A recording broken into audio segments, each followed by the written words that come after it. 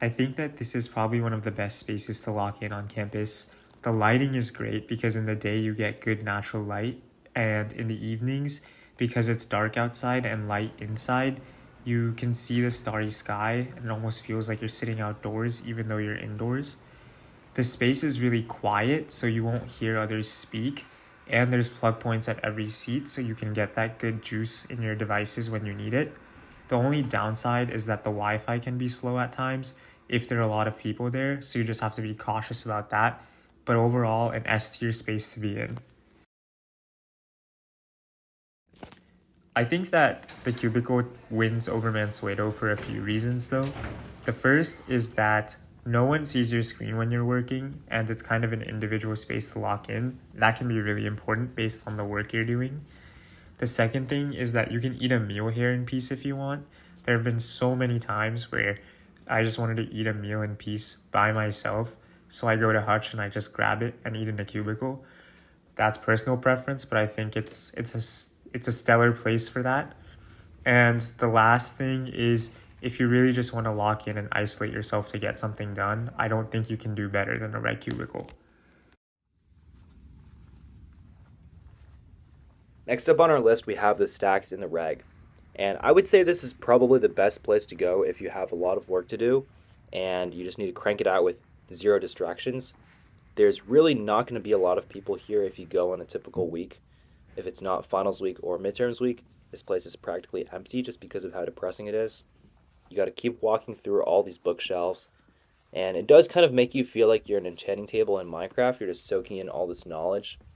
But usually, I don't recommend spending more than, half your week here studying just because your social life is probably going to take a pretty big hit if you spend most of your life here. There's not really any social interaction here, for better or worse, when you're studying, but it is a really great spot to just lock in and get a bunch of PSETs done. You also do get a pretty nice bathroom in the back here as well. The stalls don't lock, unfortunately, but it's still pretty convenient. The only annoying part about this spot is no great water access. Pret is a good space to be in for a variety of different reasons. I think the first is that it's a great space to use maroon bucks on coffee, food, and ginger shots. Maroon bucks are just campus dining dollars, but it's a good way to spend them here. The second thing is that it's a good coffee chat place. A lot of our campus coffee chats take place here for organizations on campus and even sometimes companies, but it's a good environment to kind of just meet and talk with people. There's a lot of seating with a lot of different plug points. It's also very bright and it's pretty aesthetically pleasing. So, a lot of times on weekday nights and even weekend nights, it can be a good space to kind of hunker down and just work, especially because in the evenings it's not too crowded. Some downsides are the noise levels. It can get very, very noisy, especially in the afternoon at around 2 or 3 p.m. Will not find a seat and it's very noisy. And the restrooms are not exactly what I would call the cleanest or the nicest. Next up on our list, we have Eckhart, the math building. And I would say the main advantage about this place is really just how close it is to other buildings on campus, especially if you're coming out of another class and you don't want to go back to the reg. You can just stay here for a little bit. It's a beautiful building, as you can see from the outside. And, we're going to start working our way in from the first floor. You get a really nice water fountain. You get this really nice single user restroom that I've destroyed many times after lunch. You have this doors in front of us is for the main library, but I actually really like this room across from the library where you get really nice sunlight on a nice day. And these PhD students were doing a little meeting in here, so we didn't want to stay too long. But that painting over there is our boy Eckhart. You also get a really nice view of the Pret courtyard from this window right outside of this room. And, if you're tired from studying, come out here, look at the sky for a little bit, look at the trees. And even the library itself is pretty peaceful, but we felt weird filming there, so we left. Next up, we're walking to Saieh Hall, and as you can see, the weather is just so nice today. We had to take some more shots of Saieh from the outside. And we also wanted to stop by Plein Air. This is the best coffee shop on campus by far. Unfortunately, they don't accept maroon dollars, but as you can see, that's not stopping Aria. It's not stopping me. We're going to get some coffee. And the hours here are actually pretty decent as well. So if you're studying inside, you can come swing here for a little coffee before you start studying. And now we're going to work our way into the first floor of Saieh. First up in Saieh, we're going in from the Woodlawn side, and this is probably my favorite spot to study in all of campus. It's just so optimal for so many reasons. Obviously, plein air is there, but you'll see some of the other ones shortly. It's these three tables right here. Usually, there's not that much traffic here, so it's also pretty quiet, and the chairs are pretty comfortable as well. The bathrooms right around the corner are really nice. They're clean in the morning, so if you take a morning dump, it's great for you. And if you keep walking and turn left, actually, you get this really nice water fountain with UV filter, which honestly is just probably some of the best water on campus. So this is a S tier spot for me. Walking through some of these spots in Saieh right now, I think these two hallways are my personal favorite, although some people disagree with that. I think that, firstly, if you want an environment where you want to be around people as kind of a white noise, but want to be on your own as well, it's great because these spaces have people walking through them at all different times of day, but you can also lock in on your own. So that's really nice.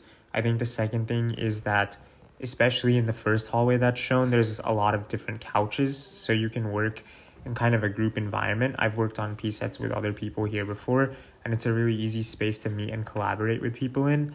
And the last thing I'll say is just that there's a lot of good lighting. Both places have a lot of natural light, so it can be very, very nice on a sunny day.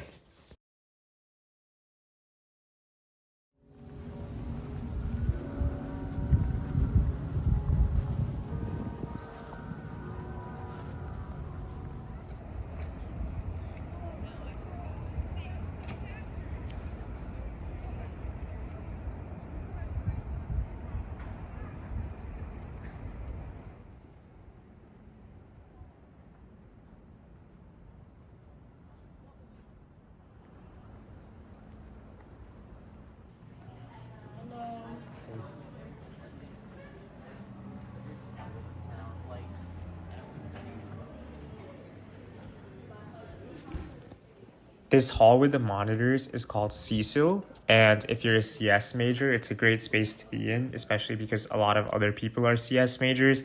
And if you need a monitor to do your work, it's also a great space to be in for that. But sometimes it can be hard to really lock in here because the noise levels aren't necessarily controlled.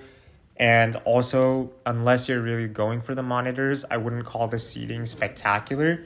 So I would say that this is really the space to be in if you need a monitor, but not much more than that.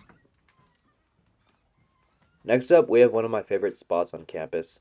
It's located in the second floor of Carrara right here in the little back area next to a bunch of these offices. And you might think there's nothing here, but there's actually a really nice single user restroom. Obviously, very important to me. And you have this clean water fountain as well. I don't know what that guy's doing with his hand.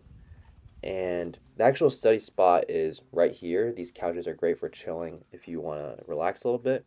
And that desk over there is where I actually get my work.